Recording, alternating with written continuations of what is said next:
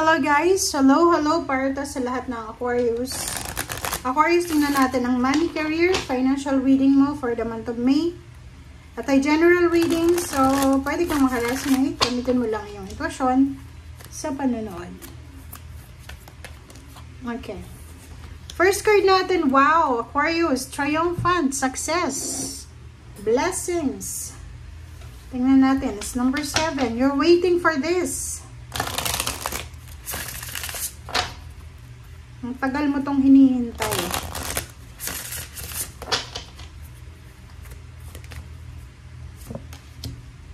Okay. Wow. Sa ilalim ng baraha mo dito yung celebration. Kunin natin. Okay, guys. Tingnan mo yung baraha mo ha. Yung unang baraha mo is triumphant, number 7. Yung number 7 is a card na sinasabi na matagal mo itong trinabaho. Matagal na inintay, matagal na trinabaho, matagal na sinakripisyo. Maraming hirap. Maraming paghihirap yung ginawa mo dito. Sacrifices. So since sinahanap natin na message dito is all about money and career. So yung triumphant success na to na hinihintay mo is either college student, nag-graduate ngayong May. Pwedeng parents na sobrang hinihintay mo na graduate na yung anak mo. Pwedeng board exam, 'di ba? Pwedeng pumasa ka sa board exam ngayong taong ito. Pwede din dito yung salary increase, higher position, traveling, relocation, migration, visa, contract signing. Okay? Rejoice and celebration, siya yung nandun sa likod nito. So sinasabi na for the month of May, especially yung mga Aquarius na tatakbo sa eleksyon, posibleng mag-rejoice kayo in celebration dahil mananalo kayo, parang ganon. And number 10, tapos na. Tapos na yung storm sa buhay mo. So, sinasabi ng baraha, talagang magse-celebrate ka ngayong buwan ng Mayo. So, nakikita ko sa'yo dito, Aquarius, na pwedeng isa ka sa mga naghahangad na makapunta ng ibang bansa para magtrabaho. So, maybe several months, several years ka nang naghahanda para dyan, napaprocess ng papers, documents. And this month of May ay posibleng dumating na yung visa or contract na kailangan mo na talagang mag-travel or kailangan mo na talagang mag-relocate. Okay. Thank you.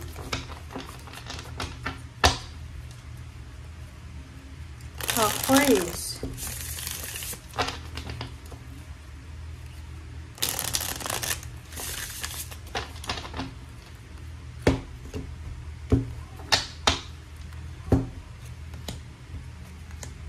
Okay, first two cards natin is Strength and Five of Cups. Dito guys, sinasabi ng baraha sa'yo, Aquarius, na ngayong buwan ng Mayo, marami kang marirealize na kumbaga yung mga decision mo before. Dito sinasabi ng baraha na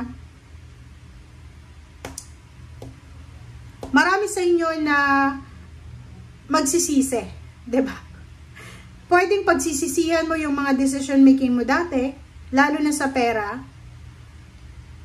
Pero nandito yung strength card, sinasabi ng baraha sa'yo na useless yung pagsisisi, useless yung panghihinayang, useless yung sisihin yung sarili mo. Ang kailangan mo sa ngayon is magpakatatag ka, and then go mo lang, go lang ng go, keep going lang. Yun yung sinasabi sa'yo.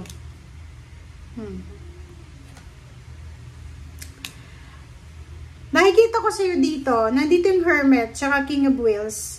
It's all about strategy to strategy about money. So, Aquarius, ngayong buwan ng Mayo, sinasabi sa'yo na kinakailangan mong mag-strategize, lalo na sa usaping pera. Siguro mayroon ditong mga Aquarius na masyado kang nag-people please. 'Di ba? Nasa sacrifice, nako-compromise yung ipon mo, pag-ipon mo ng pera. Dahil gusto mong i-prove sa mga tao na walang tiwala sa'yo na eto na ako, kaya ko din na gumastos, kaya ko din ng ganito, ganyan. So, nakikita ko sa'yo dito na maging matalino ka daw. Okay, huwag kang padadala sa emotion. Okay? Yung like for example, kailangan mong i-prove sa mga tao na, lalo dun sa mga taong wala namang tiwala sa'yo, kahit anong prove mo sa kanila, buo na yung kalooban nila, yung isip nila na wala silang tiwala sa'yo. So, bakit mo ba ipaprove yung sarili mo sa kanila? Diba? Sinasabi sa'yo dito ng barahan na maging matalino ka sa direksyon na gusto mong tahakin simula ngayon. Maging matalino ka sa mga pang-araw-araw mo na ginagawa sa buhay. Ano bang ibig sabihin yan? Okay? Ano bang ibig sabihin yan? Kasi parang nakikita natin dito, merong mga Aquarius na nagdidesisyon sila is because of pride or because ayaw lang nila na mapagsabihan na wala silang narating sa buhay. Parang ganon. So, ang nakikita ko sa'yo, marami kang pwedeng patunayan. But, yung ginagawa mo na pagpapatunay sa mga tao na yon, hindi mo obligasyon yon. Nasasayang yung chances mo eh. 'Di ba? Ang kailangan mo daw ngayon is i-pursue mo talaga kung ano talaga yung dreams mo. Okay? Huwag kang tumingin sa kung ano yung sasabihin ng mga tao sa paligid mo. Ang isipin mo, ang ilagay mo sa isip at puso mo na eto yung gusto ko eh. Eto yung magbibigay sa akin ng saya. Bakit ko 'di ba? Bakit ako gagawa ng desisyon dahil lang sa mga sinasabi nila? 'Di ba? Own emotion, happiness. Sinasabi ng baraha sa'yo dito, Aquarius, na prioritize your own emotion. Prioritize your own happiness, your wishes, your dreams, 'di ba? Dito sa competition, 5 of Wands, nako. Huwag mo na itong bigyan ng pansin yung mga nangyayari sa paligid mo, like sa kapitbahay mo, umaasenso sila. No. Huwag mo nang bigyan yan ng pansin. Basta ang isipin mo lang kung paano mo mababalanse yung pera mo simula ngayong Mayo. Oras na para i-heal mo yung sarili mo. Is inner child healing to eh. Kasi parang maraming tao yung malipusta sa'yo. Maraming tao yung gumawa ng masama laban sa'yo. So, dito sinasabi ng barahan na kailangan mong maging matalino. Ilagay mo yung energy mo, ilagay mo yung strength mo, oras mo para sa magandang bagay. Okay? Kasi sayang eh. Sayang yung opportunity na nakalaan para sa'yo. And iwasan mo yung pagpi-people please kasi wala kang makukuha sa ganyan. Mas maggagastos ka pa ng malaki dahil dyan. Diba? And sa panahon ngayon, okay lang kahit sabihin nilang loser ka, okay lang sabihin nilang mahirap ka. Basta sa totoo, hindi ka naman mahirap. Basta sa totoo, masaya ka. 'Di ba?